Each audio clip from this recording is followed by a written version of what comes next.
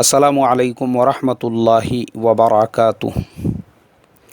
मोहतरम भाइयों, बुजुर्गों और दोस्तों, ये हमारा आपके मसाइल और उनके जवाबात का 77वां सबक है।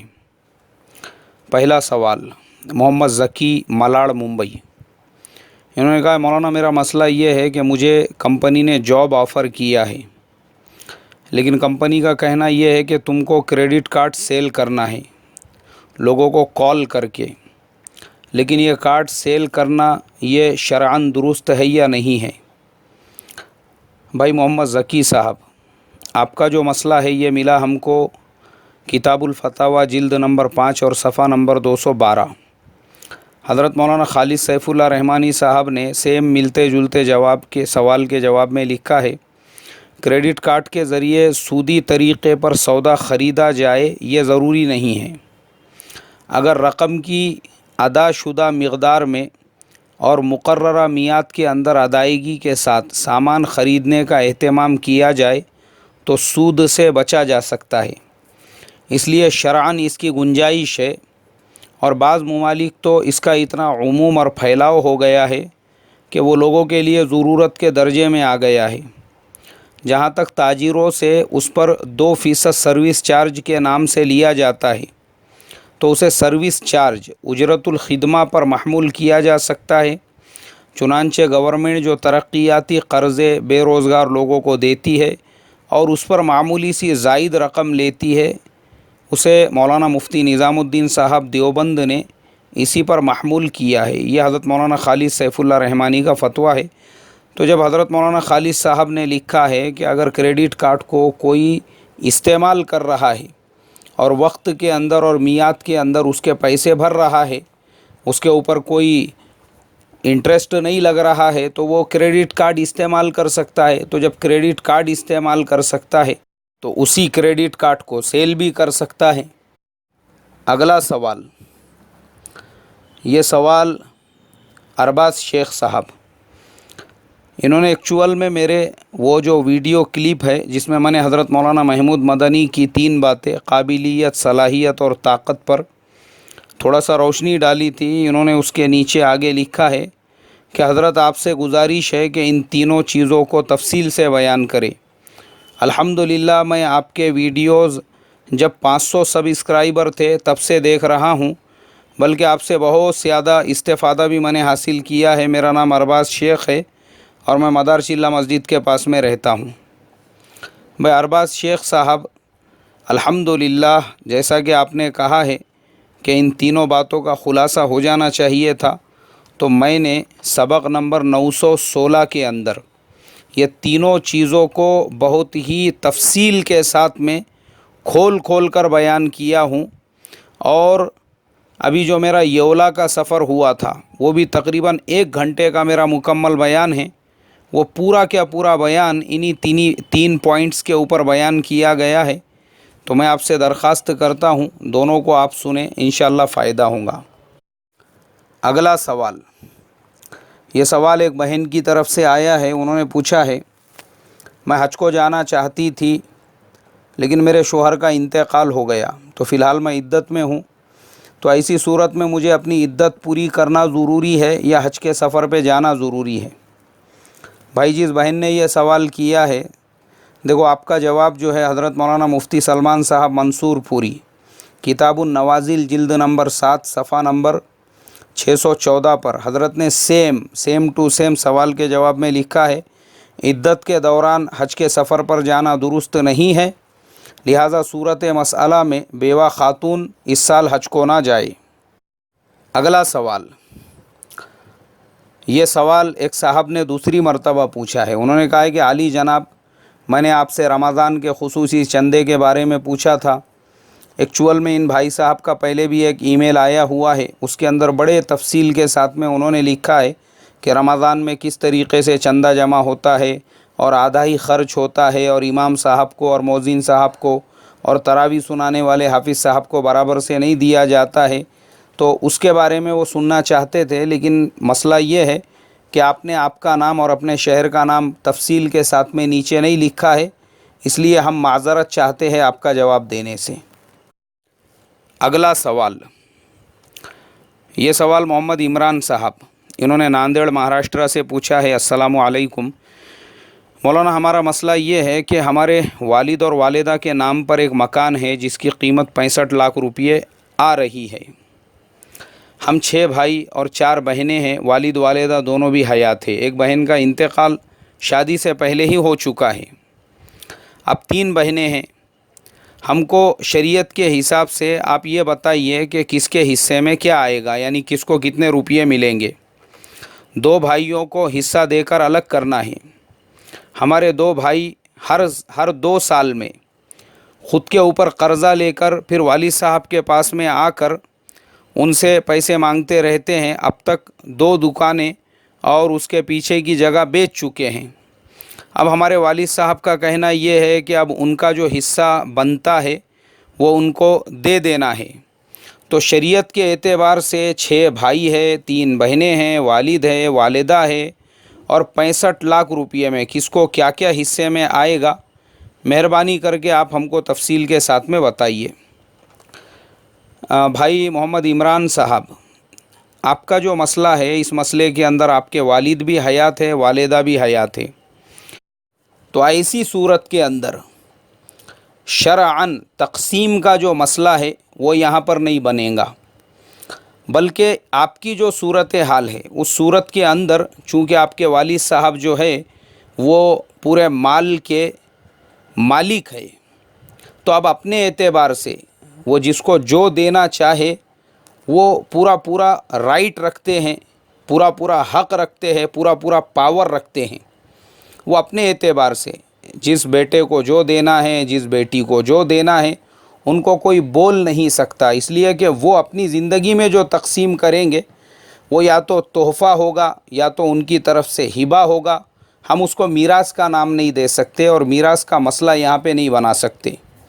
لیکن میں آپ کے والد صاحب سے بھی ایک بات ضرور کہنا چاہوں گا، اور میرا یہ کلپ ضرور آپ کے والد صاحب کو سنانا، کہ ہمارے بزرگ ماں باپ کی ذمہ داری یہ ہوتی ہے اپنی اولاد کی تعلیم کر کے، تربیت کر کے ان کو ان کے پیروں پہ کھڑا کر دینا۔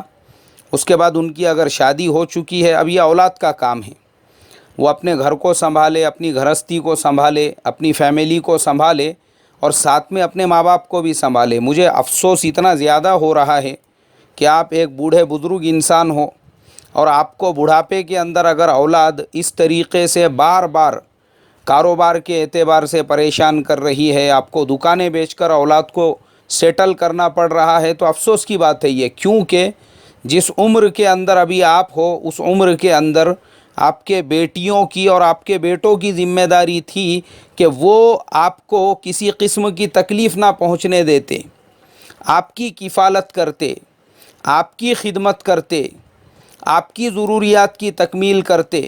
ہر مہینے 6 بیٹے ہیں آپ کے، ہر بیٹا آپ کی خدمت میں ہدیہ لا کر دیتا کہ ابا میری طرف سے ہر مہینے اتنے پیسے رکھو، تو آپ ایک بادشاہ کے جیسی زندگی گزار سکتے تھے۔ مجھے بہت افسوس ہوا آپ کا یہ مسئلہ پڑھ کر کہ بڑھاپے کی اس عمر میں جو رہتا مکان ہے وہ بیچ کر بھی آپ کو اپنے بیٹوں کو سیٹل کرنا پڑ رہا ہے، تو ایسے بیٹوں کے لیے خون کے آنسو رونے کی بات ہے یہ۔ اللہ حفاظت فرمائی۔ اب مسئلہ تو میں نے آپ کو بتا دیا، لیکن اگر میرے سے مشورہ لیتے ہوں گے تو میں آپ کو یہی مشورہ دوں گا، جب تک آپ حیات ہے اپنی کسی بھی پراپرٹی کو نہ بیچے، آپ اپنے قبضے میں رکھے اور عیش آرام اور سکون کی زندگی گزارے۔ میں دعا کروں گا اللہ تعالیٰ آپ کے بیٹوں کو ماں باپ کی فرما برداری اور ماں باپ کی خدمت کا جذبہ عطا فرمائی۔ اگلا سوال، یہ سوال گجرات پالنپور سے ایک ہمارے حافظ صاحب ہے، انہوں نے پوچھا ہے۔ السلام علیکم ورحمۃ اللہ وبرکاتہ مولانا، معذرت کے ساتھ میں اپنا نام نہیں بتانا چاہتا ہوں۔ الحمدللہ میں حافظ قرآن ہوں، آپ کا بے حد شکر گزار ہوں، میں آپ کے ہر بیان سنتا ہوں۔ الحمدللہ میں یہ کہنا چاہتا ہوں میرے گھر کے سارے افراد اکثر بیمار رہتے ہیں، گھر کے ہر فرد کی دوائی چالو ہے، ہمیشہ چالو رہتی ہے۔ بڑے افراد تو سمجھو بیمار ہی رہتے ہیں، بچوں کا کوئی ماہ ایسا نہیں گزرتا جس ماہ میں بیمار نہ ہوئے ہو، اور کبھی کبھار تو ایک مہینے میں 2-3 مرتبہ بیمار ہونے پر دوائی لانی پڑتی ہے۔ میرا کہنے کا مقصد یہ ہے کہ کیا سب اللہ تعالیٰ کی طرف سے آزمائش ہوتی ہے یا ہمارے اعمال کی وجہ سے ہوتا ہے؟ اور الحمدللہ ہمارے گھر میں ہر فرد نمازی ہے، عبادت بھی ہوتی ہے، صدقہ بھی کرتے ہیں، دعائیں بھی کرتے ہیں۔ الحمدللہ جو ٹوٹی پھوٹی عبادت ہے اس قابل تو نہیں ہے کہ قبول ہو، پر اللہ تعالیٰ کی ذات سے امید بھی ہے اللہ تعالیٰ اپنے فضل سے قبول فرمائے، آمین۔ اور اللہ تعالیٰ کا شکر بھی ادا کرتے ہیں۔ الحمدللہ آپ بتائیں کہ ہم اس کو کیا سمجھیں کہ اللہ تعالیٰ کا امتحان تو نہیں ہے، ہمارے اس حال میں ہم کیا کریں؟ بھائی ہمارے حافظ صاحب، دیکھو میں آپ کو حضرت جی مولانا یوسف صاحب رحمۃ اللہ علیہ کا ایک قول سناتا ہوں۔ حضرت جی مولانا یوسف صاحب رحمۃ اللہ علیہ فرمایا کرتے تھے کہ گناہوں کی کثرت کے باوجود، اللہ کی نافرمانیوں کے باوجود کسی کو اگر اللہ کی طرف سے نعمتیں مل رہی ہے تو یہ اللہ تبارک و تعالیٰ کی طرف سے ڈھیل ہے۔ اور مان لو اگر کوئی نیک انسان ہے اور نیک اعمال کے ساتھ میں اللہ تبارک و تعالیٰ نے اس کے اوپر نعمتوں کی بارش کر رکھی ہے، پھر تو یہ اللہ تبارک و تعالیٰ کی طرف سے انعام ہے۔ آگے حضرت مولانا فرمایا کرتے تھے حضرت جی رحمۃ اللہ علیہ، اسی طریقے سے برے اعمال کے باوجود اگر اس کے اوپر حالات آ رہے ہیں، یہ پریشان حال ہے، تو یہ اللہ تبارک و تعالیٰ کی طرف سے اس کی پکڑ ہو رہی ہے۔ اور اگر نیک اعمال کے ساتھ، جیسا کہ آپ نے بتایا ماشاءاللہ سارے لوگ اللہ کے حکموں پر چلتے ہیں، نمازوں کا اہتمام کرتے ہیں، عبادتیں بھی کرتے ہیں، اس کے باوجود اگر حالات آ رہے ہیں تو یہ اللہ تبارک و تعالیٰ کی طرف سے آزمائش ہے، اللہ کی طرف سے امتحان ہے۔ تو حافظ صاحب، جو حالات آپ کے گھر پر آپ کے بچوں کے ساتھ، بڑوں کے ساتھ میں پیش آ رہے ہیں، اس پہ صبر کرے اور دعاؤں کا اہتمام رکھے۔ میں بھی دعا کروں گا اللہ تبارک و تعالیٰ آپ کے اس آزمائش کے دور کو ختم فرما کر آپ کے گھر کے اوپر خصوصی رحمتوں کا نزول فرمائے، راحت و آرام، فرحت و شادمانی اور اپنے خصوصی انعامات کی بارش فرما کر آپ کے گھر کے چھوٹوں بڑوں کو سب کو صحت کاملہ عاجلہ عاملہ نصیب فرمائی۔ اگلا سوال، یہ سوال ایک ریاض سید صاحب، انہوں نے اپنے شہر کا نام نہیں لکھا، صرف اپنا نام ای میل آئی ڈی میں لکھا ہے ریاض سید، اور لکھا ہے کہ 10 ذی الحجہ کو بڑے شیطان کو کنکری مار دی، اچھا قربانی بھی کر دی، پھر حلق نہیں کیا، طواف زیارت بھی کر لیا، سعی بھی ادا کر دی، اب حلق کا کیا حکم ہے؟ ریاض سید صاحب یہ میں ذرا پوچھ کے بتاتا ہوں، 10 ذی الحجہ آنے دو، جب تک میں پوچھ کے رکھتا ہوں اور پھر بتاتا ہوں آپ کو انشاءاللہ۔ اگلا سوال، یہ سوال پونا ضلع سے ہی ٹاکلی تعلقہ شرور ریحان لطیف مومن صاحب، انہوں نے پوچھا ہے کہ مولانا اسکول میں بچوں کو گورنمنٹ کی طرف سے فری میں اناج، تیل، چاول وغیرہ بہت ساری چیزیں دیتے ہیں، اس کا استعمال کرنا ہمارے لیے شرعاً کیسا ہے؟ بھائی ہمارے ریحان لطیف مومن صاحب، دیکھو ہم اس ملک کے رہواشی ہے، جس اسٹیٹ میں آپ رہتے ہیں، جس ملک میں آپ رہتے ہیں، اس اسٹیٹ کی، اس ملک کی گورنمنٹ آپ کو جو بھی انودان دے رہی ہے، جو بھی فیسلٹیز دے رہی ہے، جو بھی سہولتیں دے رہی ہے، ارے بھائی آپ نے اس کا بھرپور استعمال کرنا چاہیے۔ اس لیے میں نے سبق نمبر 75واں، یعنی اب مسئلے مسائل کا جو 75واں سبق ہے، اس کے اندر بڑے تفصیل کے ساتھ میں ایسے ہی سیم ٹو سیم سوال کا جواب دیا تھا کہ گورنمنٹ کی طرف سے ملنے والا ہر انودان پورا حق ہے ہمارا اس کے اوپر، وہ بالکل لینا چاہیے، اور اگر نہیں مل رہا ہے تو لڑ جھگڑ کے لینا چاہیے اور بالکل استعمال کرنا چاہیے اس کو، کیونکہ ہمارا حق ہے وہ۔ اللہ عمل کی توفیق عطا فرمائے۔ اگلا سوال، یہ سوال نثار شیخ صاحب، اندور مدھیہ پردیش، انہوں نے کہا السلام علیکم، میرے 2 بچے ہیں، ایک لڑکا ہے اور ایک لڑکی ہے، تو آپ کے جیسی تعلیم ان کو دینا چاہتا ہوں، ان کی شروعات کیسی کریں؟ پہلے سے آخر تک، تاکہ ان کو ہندی، انگلش، اردو، عربی اور اس کا ترجمہ انگلش بولنا سمجھنا سب کچھ آ سکے۔ بھائی ہمارے نثار شیخ صاحب، دیکھو یہ سب زبانیں ہیں، ان کا سیکھنا کوئی بہت زیادہ مشکل نہیں ہے، لیکن جو بیسک ہے آپ اپنے بچوں کو پہلے تو کسی اچھے پڑھانے والے کے پاس نورانی قاعدہ صحیح ڈھنگ سے پڑھاؤ، اور پھر ان کا قرآن پاک مکمل کراؤ۔ اور اگر آپ اپنے بچوں کو حافظ قرآن یا عالم دین بنا دیں گے مدرسے میں تو وہ اور بھی زیادہ بہتر ہے۔ اب بھائی آخر میں آپ تمام لوگوں سے ایک درخواست، جو لوگ بھی مسئلہ پوچھنے والے ہیں مہربانی فرما کر اپنا نام، اپنے شہر کا نام ضرور لکھے، تو ہی آپ کے سوال کا جواب تفصیل کے ساتھ میں دیا جائے گا۔ السلام علیکم ورحمۃ اللہ وبرکاتہ۔